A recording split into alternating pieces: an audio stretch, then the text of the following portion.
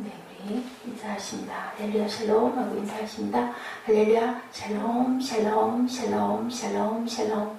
하나님 사랑합니다. 여러분 주 안에서 사랑합니다. 예, 욥이 여전히 한탄합니다. 그죠?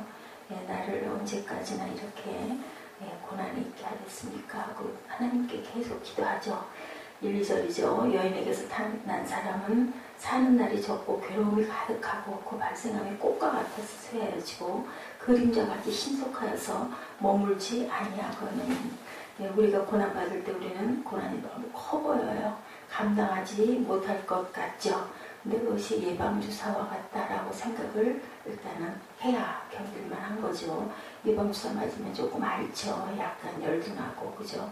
그 고난은 우리를 죽이는 것이 아니라 살리는 것이다라는 믿음이 가장 중요하다. 그 고난은 우리 대신 그리스도가 받은 고난에 비하면 아무것도 아니다. 욥이 지금 받고 있는 고난, 그 고난에 나를 대입해보면 나는 정말 너무나 편안한 고난이다라는 생각을 합니다. 욥은 인생을 경이하기를 10절에 사는 날이 적고 괴로움이 가득하며 한 번 죽음으로 끝나는 존재다. 그런데 이런 욥의 정의는 맞는 말이 아니죠. 부분적으로는 맞는 말이지만 단지 고난 속에 있는 사람으로서만 인생의 의미를 지금 보고 있어. 왜냐하면 너무 아프니까 그럴 수밖에 없죠. 아무런 여유가 없습니다. 인생을 정의하기를 사는 날이 적고 괴로움이 가득하며 단지 고난 속에 있는 사람으로서만 인생의 의미를 보고 있는데 욥이 고난을 겪기 전에 인생을 이렇게 보았을까? 그렇지 않죠. 너무나 복되고 복된 사람이었습니다. 욥이 고난 후에 다시 모든 것이 회복되었을 때도 인생을 그렇게 볼까? 그 전에 고난받기 전처럼 그렇게 보지 않죠. 고난 보고 난 다음에 회복되고 나면 얼마나 귀하게 여길까인 거죠. 사람은 인생애가 짧고 걱정이 가득하다고 이렇게 말합니다. 예, 성경은 우리의 연수가 70이고 강건하면 80이라고 지금은 뭐 100세라고도 하지만 오래 산다는 것만이 꼭 복된 것은 아니에요. 그죠? 아파가지고 오래오래 죽지 않고 살면 그것처럼 고통스러운 것은 없죠. 예, 우리가 연수의 자랑은 수고와 슬픔뿐이고 신속히 지나간다고 말씀하죠. 시편 90편 10절입니다. 땅속의 모든 것은 헛되고 사람의 본문대로 야훼를 경외하는 것이야말로 참된 것임을 말해주고 있는데 우리는 하나님을 경외하고 살아갈 수 있는 복을 주셨습니다. 이미. 그죠? 전도서 2장 16, 17절에도 내가 사는 것을 미워하였노니 이는 해 아래서 하는 일이 내게 괴로움이고 모두가 다 헛되고 바람을 잡으려는 것이기 때문이다. 그는 꽃과 같이 자라나서 시든다. 14장 2절입니다. 꽃이 피었다가 지는 것처럼 사람의 생애가 짧다. 꽃 활짝 피었을 때 얼마나 이뻐요. 근데 시들면 정말 봐줄 수가 없죠. 사람이 이런 모습으로 시들어서 가면은 안 될 건데, 그죠?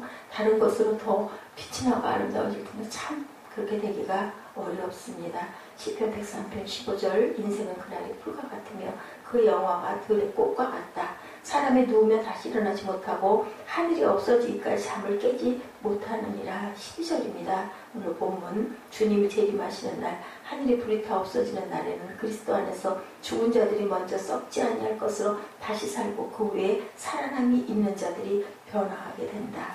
베드로후서 3장 10절에서 12절입니다. 주일날이 도둑같이 오리니 그날에는 하늘이 큰 소리로 떠나가고 물질이 뜨거운 불에 풀어지고 땅과 고난 곧 공중에 있는 모든 일들이 드러난다. 고린도전서 15장 51, 2절입니다. 마지막 나팔의 순식간에 호련이 다 변화되리니 나팔 소리가 남의 죽은 자들이 썩지 아니할 것으로 다시 살아나고 우리도 변화되리라.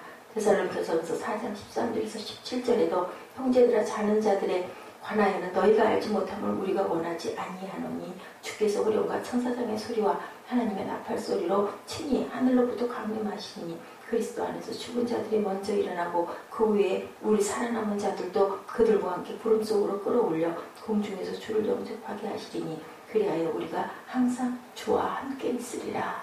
그러한 그저 우리가 막을 수 없는 그 난리가 일어났을 때는 우리는 이미 변화된 몸, 변화된 영이 되어서 하늘에 올라간다라는 거죠.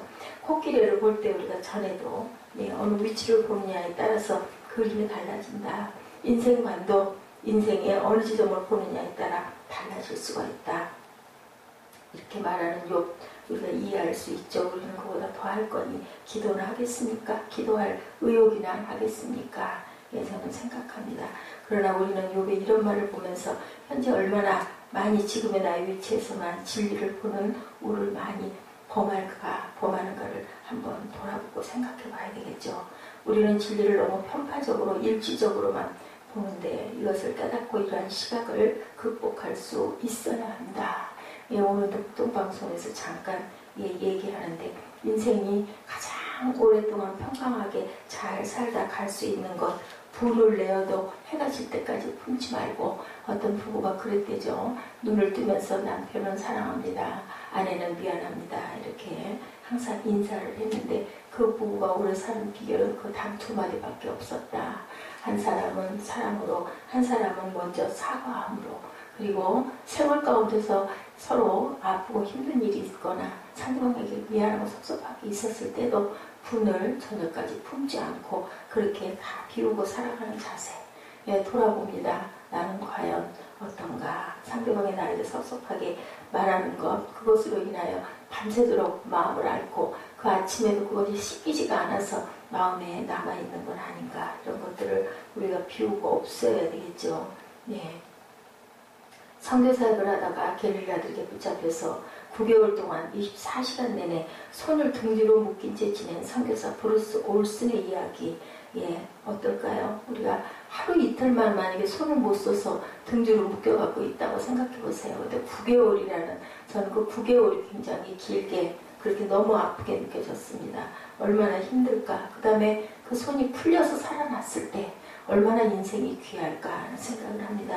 우리의 많은 고난이 욥의 고난 앞에서 작아지지요. 예, 제가 그렇게 얘기하죠. 늘 주변에다가. 예, 욥기를 요즘에 묵상하는데 그거 보면 정말 나는 너무나 아무것도 아니고 복되다는 생각을 합니다. 그 말이 절로 나오죠. 하나님이 그래서 이렇게 성경을 꾸준하게 우리 구약을 만나게 하시는 하나님이다라는 생각을 합니다.